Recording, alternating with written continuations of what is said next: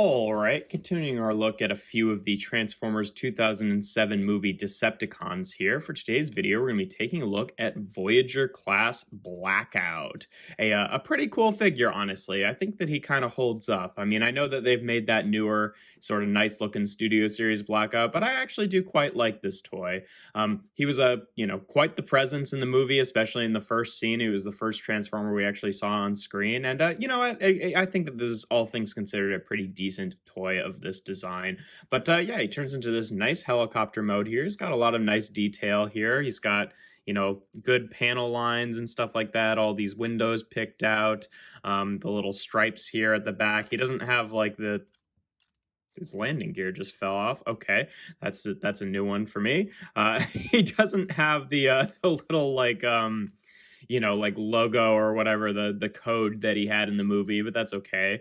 But yeah, he does have little rolling landing gear. This one apparently comes out pretty easily, and then these two underneath the arms here, and you can just fold that up. Honestly, I don't even bother with that one a lot of the time because he sits just fine without it. But yeah, he's got, you know, a spinning router in the back here, and he does have a router gimmick here with this thing in the back. So you kind of hold onto this back fin here and just push this in, and you can get a pretty good spin out of the main propellers here, which I feel like is a pretty fun and satisfying gimmick here. And honestly, it doesn't get in the way of like robot mode as much as you might expect a big gimmick like that to. But he also has, for another gimmick, he also does have Scorponok back here. If you just press this little button, it kind of releases this cage and drops him out, which is pretty cool. It's not transforming or anything. There's just like a little bit of articulation with the tail here, which is supposed to be like some sort of like spring weapon or something. Like there's a spring in there, but you know, since this is kind of like that softer plastic, it doesn't really do anything. Like you can kind of pose the tail a little bit, but that springiness is just from like flexing the plastic, if anything. So I'm not entirely sure why they bothered with that, but either way, he looks okay. Obviously could use a little bit more paint, but since he's just like kind of an accessory included with the figure, I feel like it works well enough here. And you know, you can just kind of plant him back in there and then just click this back into place just like that. The underside's a little bit messy. You can kind of see the arms hanging out there, but overall I think it's a pretty decent helicopter mode. In terms of comparisons in this mode, just for a standard one, here he is with Kingdom Sideswipe, who, you know, obviously these helicopters are supposed to be kind of huge, so he doesn't really scale super well with any of the car figures. For another helicopter comparison, here he is with Siege Spinister, so you can see what the two of them look like together. And then here he is with Barricade, just for a 2007 movie comparison. And then I guess for the sake of, we can show off Scorponok and Frenzy together, since these are the two that come with the little buddies. Obviously, nowhere near in scale, since, you know, he's supposed to be like the size of a person, and he's supposed to be like humongous compared to a person. So, you know, they're kind of played fast and loose here, but it works well enough just to get representations of these characters. I mean, even the new Studio Series one, I say new, I mean, it's been out for a few years now, but even the Studio Series one is like not in scale with other things, just because it would have to be humongous to really scale well with like deluxe cars and stuff like that. But you know, that's hardly a problem exclusive to him. But yeah, to get on transformation, what's kind of interesting is you can do it by just like removing this whole section and then putting it back on later. It's like a bit of optional parts forming, because like really it makes it a little bit easier to not have to deal with all the routers, but this is where it ends up in robot mode if you leave it attached. So I guess just for the sake of not parts forming, we'll do it without taking that bit off, but you can if you want to make it a little easier. First thing you want to do is, it's kind of hard to find which one it is, but yeah, there we go. You want to find the two routers that can squeeze together like that, and then these are all on these hinges that you just fold down like that, just to keep those out of the way. You want to take the whole cage section with Scorponok, with or without him attached, and it will kind of unpeg and then swing around like this, and then this black section here will peg onto this peg here. So you kind of double hinge it back down so it sits like that.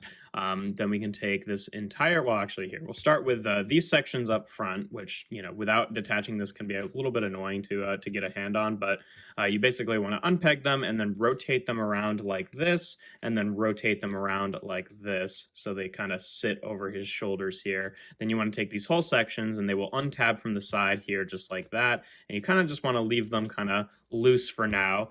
Take specifically this panel. This is both the panel that this whole mechanism attaches to, and that you have to unpeg from the legs here, and unpeg it like that. And then this is supposed to be a bit of automorph. It hasn't worked on mine for a while, so you kind of have to, I have to, like, you know, get this going itself. But basically you can flip the head around, and the gears kind of shift this in such a way that you can then click the waist into place here, at least in theory.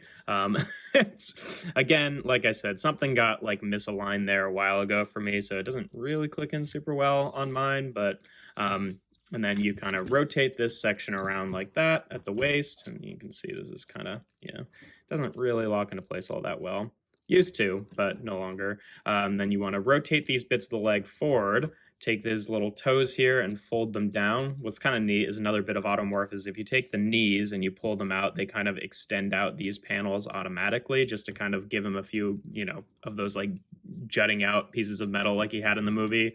And then you want to take this little panel on the back of the leg, rotate that out, flip out the heel, and then this comes down and kind of like sits in this little groove. Doesn't really like tab in or anything, but it does help support the heel so it can't be pushed up. I do wish that like actually locked into place, but still that's a neat little bit of engineering there to get the feet to stay out. Then basically what you want to do is double hinge this whole panel up and bring these around. So now instead of tabbing in here, these are going to tab in here, which can be a little bit tricky to do because you kind of have to do it one at a time and sort of like stretch the hinges to get it to actually align. But that's basically how you want that sitting. And then you can take these sections here, rotate them down. These will be the arms, rotate them forward, take this little panel and it will just double hinge up onto the inside of his arm there, and then fold down the hand and do that on both sides here. And there we have Blackout in his robot mode. And yeah, overall, I think honestly he looks pretty good. It's definitely like a little bit simplified from his design in the movie, and the proportions aren't quite right to how he showed up as like, you know, what he looked like in the movie. But honestly, I feel like it generally gets the point across. Like he's got, you know, the big thing kind of sitting over his head here. I think that the head sculpt is pretty nice. Mine has a bit of like green paint or something that got stuck on it when I was a kid, which honestly I think kind of looks cool, but it's not supposed to be there.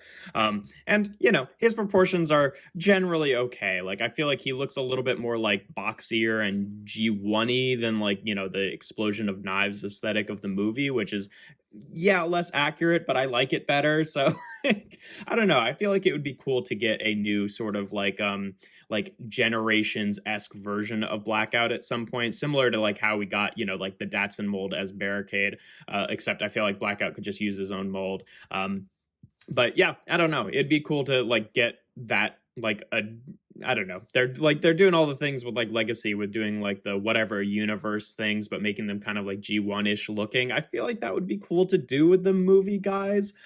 Because, you know, we've got Studio Series for all the like accurate things, but I don't know. Just like how they made animated Blackout, who is very clearly like just an animated aesthetic version of the movie Blackout. I feel like that would be a cool thing to see, you know, in the Generations line. But either way, yeah, he's pretty cool looking. Obviously, he's got a huge backpack, which is not, you know, it's definitely bigger than it was in the movie, but he did have a backpack in the movie. And, you know, because this bit detaches, if you want to, you could just take off this whole section and just have him like that.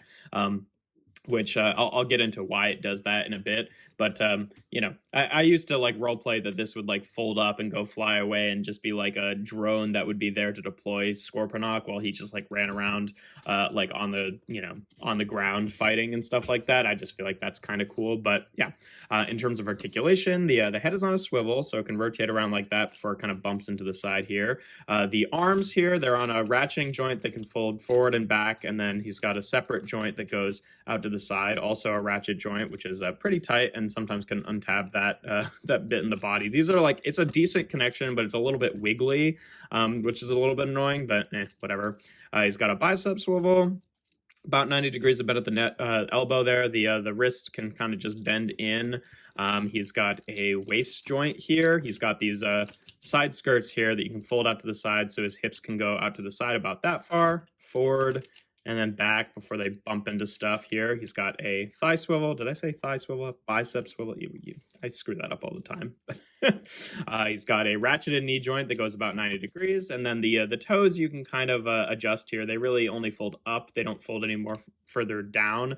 You can fold away the heel, so it's like you can get those things in tandem to like get basically a decent forward-facing ankle tilt, but that's about it. He doesn't have any side-to-side tilt, though the toes themselves are on separate joints, so you could kind of like rotate this toe up to give him kind of a an ankle tilt there, so it kind of works. So actually pretty decent articulation. It's annoying that that doesn't lock into place as well anymore, but what can you do? Now, in terms of weapons, he doesn't really come with anything to hold, but he does have a gimmick where, like, obviously in the movie he used like this back router, or like really it was just like a new propeller that showed up out of nowhere, because the Michael Bay designs don't care like where things show up. He'll have 3 propellers, even though the vehicle mode only has 2 propellers, whatever. But that like came out of his arm in the movie, and to sort of replicate that, they've done this thing where you can take off this whole section, fold this bit down, and it's got like the gears are aligned in such a way that the router gimmick still works, even though you're like folding it at 90 degrees.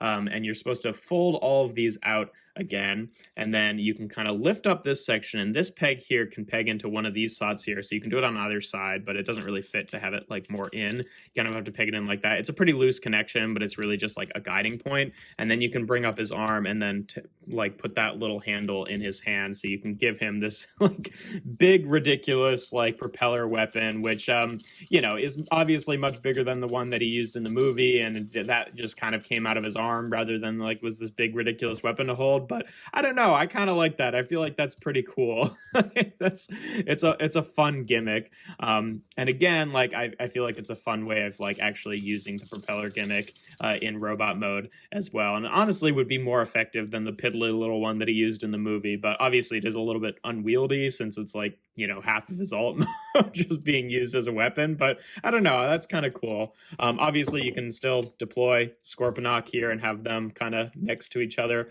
Another thing I always used to do as a kid, and I'm sure this was not like design intended, because it does kind of like loosen up these joints, but if you pop these off the little, just like friction hinge there, they actually do kind of decently fit well in his hands as swords. So you can like have him like hold these as swords, which I feel like is kind of a cool look there. Obviously no precedent to that in the movie or anything, but just as a fun kind of toy feature, I feel like that's kind of cool. Again, that is not designed, and it does kind of like wear down the nubs for these over time, but these were kind of loose connections to begin with. Like they fall off all the time, which is a little bit annoying, but they stay on just fine. It's just like if you have them stored in like a bin or something, like those always fall off, but whatever.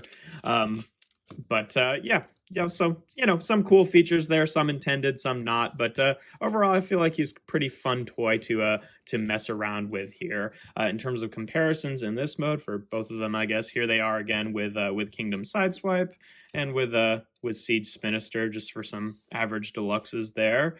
Here he is again with Barricade, so you can see him with another a movie figure here, and then I guess we already showed off Frenzy and Scorponok, so we don't need to do that again, but that's what they look like together. And then here he also is with just like an average Voyager class figure, just so you can see how he kind of stacks up. Obviously he's a bit short there, since he is kind of like a lot of his mass goes into like the big bulkiness of his backpack and that whole mechanism, so he's definitely a bit shorter at the head than Starscream here. So obviously the leader class Studio Series figure definitely scales better with other figures, but still, just as a figure in and of himself, I feel like he's kind of cool there, and it would be cool to get like a sort of generationsified version of him. But yeah, that's pretty much all there is to Blackout. Honestly, I like this figure a lot. He's a lot of fun. He's definitely got some things that have not aged well, like the waist not really locking into place.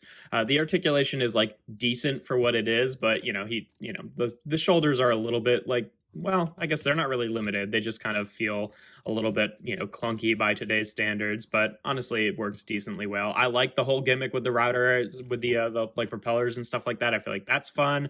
Scorponok could be better painted, but overall, he's pretty unobtrusive to the figure, and I like the whole mechanism for like dropping him out of the back. I feel like that's kind of fun. So yeah, decent figure overall. I do like this guy. But yeah, that's pretty much all there is to him. If you enjoy my videos, make sure to leave a like and consider subscribing to the channel. I do reviews every Tuesday, Thursday, and Sunday. And without further ado, here we have Transformers 2007 movie Voyager Class Blackout.